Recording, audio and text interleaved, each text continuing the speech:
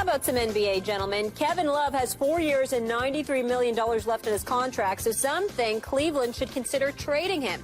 As for the Cavs, though, they say moving Love is not even remotely a consideration, according to Basketball Insiders, even though there are no shortage of suitors who would inherit his contract. Stephen A., plain and simple, should the Cavs trade Kevin Love?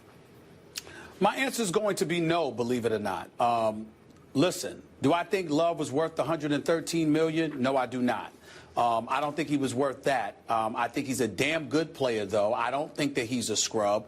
I think that a lot of people, have been entirely too hard on him because there's a huge, huge adjustment that needed to be made in Cleveland. And obviously, that's going to take some time. He's not Chris Bosh. But Kevin Love is a 6'9", 6'10" body, rather, who can bang, who can step away from the basket and hit spot-up three-point shots. He didn't show that against Golden State, obviously. That's a potential matchup nightmare for him. We understand that. But by and large, over the course of an 82-game schedule, combined with having to go through the East, he's an above-average player. I think that last year was difficult for him. I think psychologically it was a tremendous amount of pressure that he was ill-equipped to handle.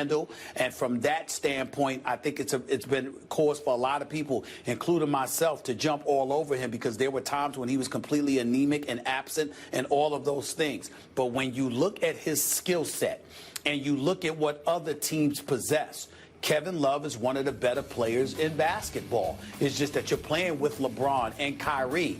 And Kevin Love is a guy that can't be on the court with Kyrie. He's best on the court with LeBron.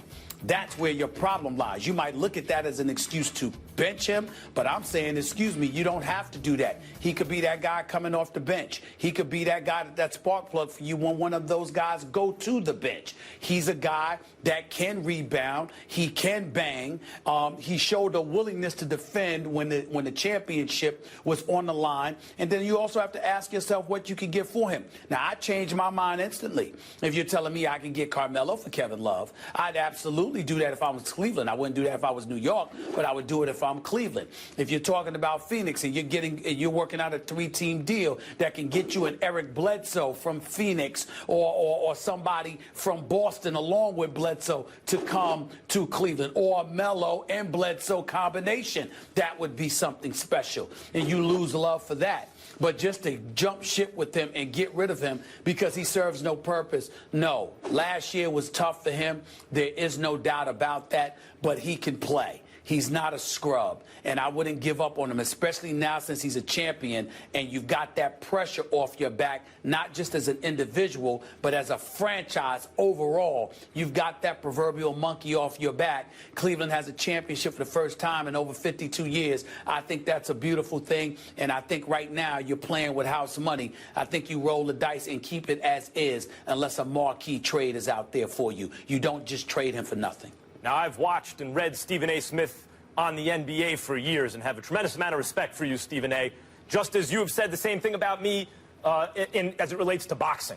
But just like Stephen A. Smith loves him some boxing, I mean, you love boxing. You're a knowledgeable boxing fan.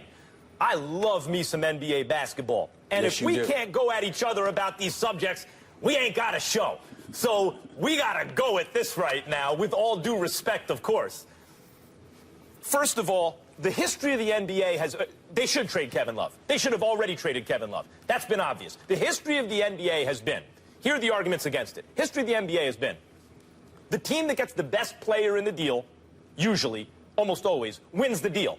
And in any trade involving Kevin Love, the other team is likely to get the better player because Kevin Love is an excellent player. He's not a future Hall of Famer, but he's an excellent player, offensive player.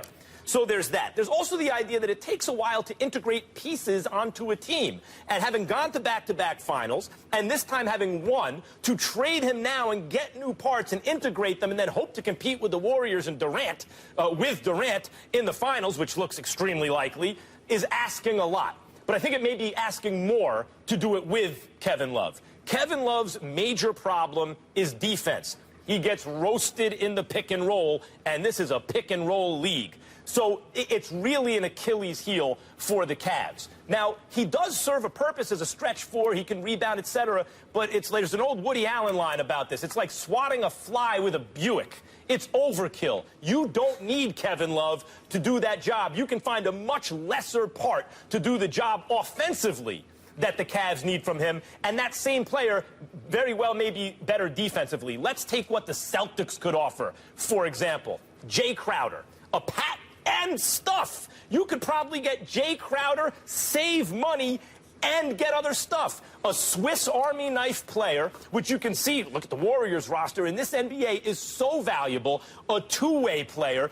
You try to get Avery Bradley, too. If you can't, it's one or the other plus stuff. Another two-way player. They could bring in with LeBron, the best player in the world, and Kyrie, who really showed himself in this last finals. You got the penetration. You can find shooters. What you need is two-way, Swiss Army knife, players who can defend multiple positions, switch, all that stuff. In a league where Tobias Harris is now playing power forward, you bring in a guy like Jay Crowder, a few other pieces, I think it would be demonstrably better than what Kevin Love has done for that team so far.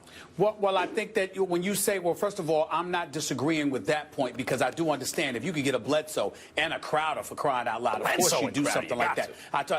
I'm just saying, of course you do something like that, and Crowder would definitely be a rough, rugged kind of dude that would fit in nicely with them defensively, energetically, etc. But he's not the shooter that Kevin Love is from the perimeter, and I think that it'll be a mistake to look at Kevin Love's performance, particularly in the finals, from a shooting standpoint, and think that defines his game. One of the things that I've been apprehensive about, clearly Kevin Love deserved the criticism that he received, but it was for his performance, not his career and his overall game. His overall game is that he's a defensive liability at times, but he can rebound, he will bang, and he can step away from the basket and hit perimeter shots and keep opposing defenses honest more than most do. Can I say a word about that, Stephen A? In the game, and I just think that we need to sit up there. It's one thing to critique him and what he hasn't done in a particular series. It's another thing entirely to act like this brother can't play.